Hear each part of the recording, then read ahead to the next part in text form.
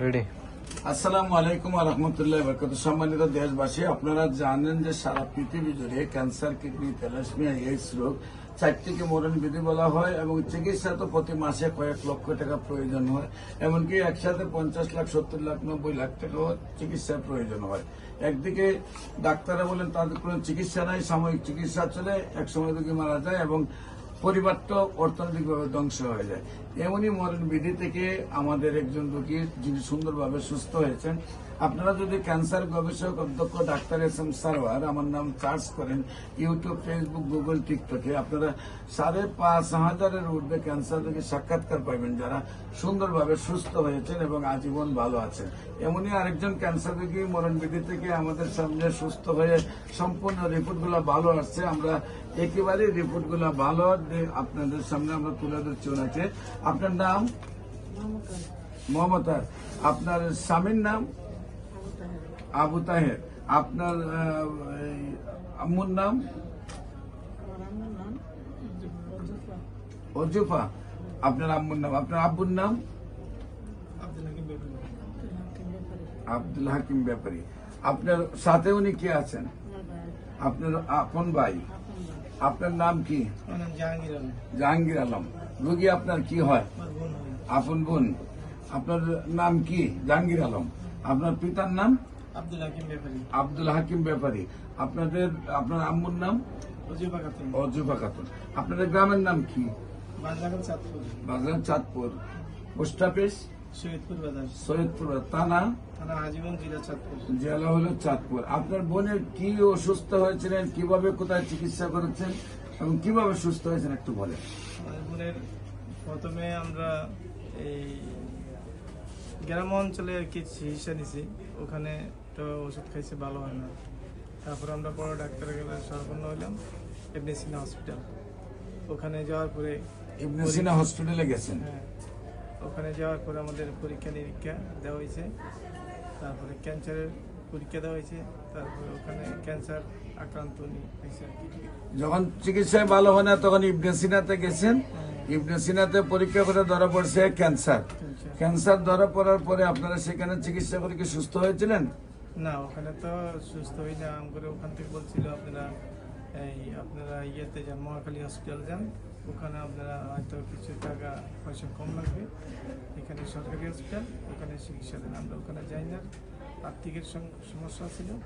তারপর আমরা এই ইউটিউবের মাধ্যমে দেখলাম যে আপনাদের অ্যাড্রেস আমরা এখানে আসতে আমার। তো আপনার বোনের এখন কি অবস্থা? এখন যে আমরা রিপোর্টগুলি করছি, রিপোর্টে মোটামুটি আমাদের ইনশাল্লাহ কিছু সবগুলি রিপোর্টগুলি ভালো আছে, সম্পূর্ণরূপে এখন রিপোর্ট ভালো আছে। ভালো আছে। আপনার বোন এখন শারীরিকভাবে কি সুস্থ আছে? শারীরিকভাবে ইনশাল্লাহ সুস্থ আছে। আপনি সুস্থ আছেন শারীরিকভাবে? আপনার রিপোর্টও ভালো আসছে? আচ্ছা, রিপোর্টের প্রত্যেকটা রিপোর্ট একবারে সম্পূর্ণ ক্যান্সার মুক্ত থাকলে যে রিপোর্টগুলো আসার দরকার সেই রিপোর্টগুলোই আসছে। হ্যাঁ,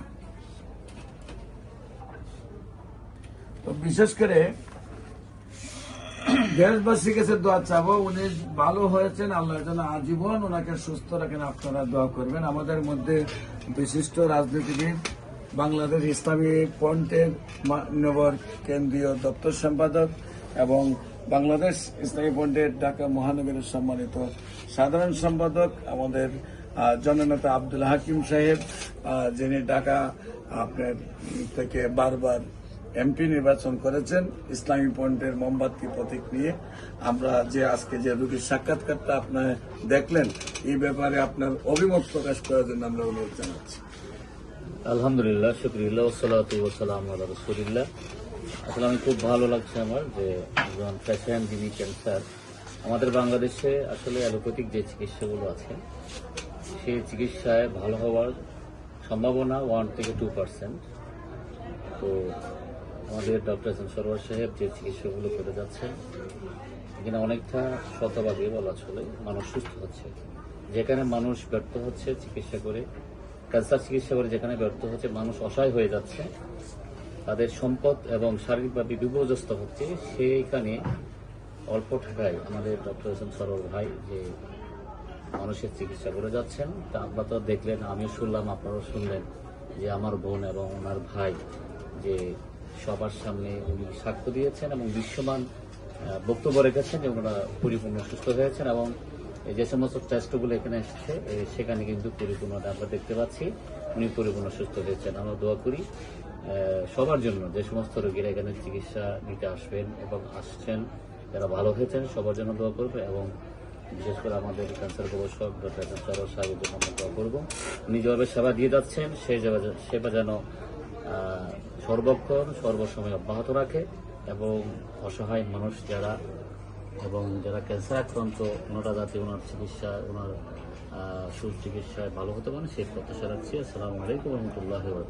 সম্মানিত দেশবাসী, বিশেষ করে ক্যান্সার গবেষক ডাক্তার S M Sarwar YouTube, Facebook, Google, টিকটকে আপনারা সার্চ করলেই 5,500 ঊর্ধ্বে ক্যান্সার রোগীর সাক্ষাৎকার পাবেন যারা সুন্দরভাবে সুস্থ হয়েছে।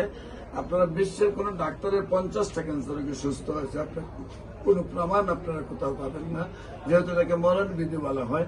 আল্লাহর রসের সহমতে আমরা গণস্বাস্থ্য হোমিওতে MBBS doctor, DSMS doctor, BSMS doctor সহ আমরা একটি ডাক্তার জোন আছে, এখানে কাজ করছি।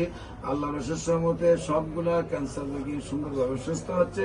আপনারা যারা মনে করেন ক্যান্সার ভালো হয় না, আপনাদেরকে আমাদের সহযোগিতা হিসাবে কাছে চাই। আসুন আমরা সবাই মিলে যদি বলি ক্যান্সার সম্পূর্ণরূপে সুস্থ হয়, তার বাংলাদেশ থেকে আমরা সারা বিশ্বটাকে ক্যান্সার মুক্ত করব। যদি সারা বিশ্বে আমরা ক্যান্সারের চিকিৎসা ছড়িয়ে দিতে পারি বাংলাদেশ থেকে, তাহলে বাংলাদেশ চিকিৎসা জগতে বিশ্বের শ্রেষ্ঠ ধনী হিসাবে একটি রাষ্ট্র কায়েম হবে আমি বিশ্বাস করি। আপনারা যে কোনো প্রয়োজনে আমাদের স্ক্রিনে দেওয়া নম্বরে যোগাযোগ করবেন এবং আমি রোগী দেখি আপনার জাতীয় মসজিদ, ঢাকা জাতীয় মসজিদ বাইতুল মুকাদ্দামের মেইন গেটের বরাবর বাইতুল ভিউ লিফটের 11, বাইতুল মুকাদ্দামের উত্তর গেট, পুরানা পল্টন, ঢাকা। শনি রবি সোম সকাল 10টা থেকে বিকাল 5টা এবং হবিগঞ্জের রোগী দেখি মঙ্গল, বুধ, বৃহস্পতি, পপুলার জেনারেল হাসপাতাল। আপনাদের সবাইকে আমাদের অফিস ভিজিট করার আমন্ত্রণ জানিয়ে যে কোনো প্রয়োজনে স্ক্রিনে দেওয়া নম্বরে যোগাযোগ করার জন্য আহ্বান জানাচ্ছি। সবাইকে ধন্যবাদ। আসসালামু আলাইকুম রহমতুল্লাহ।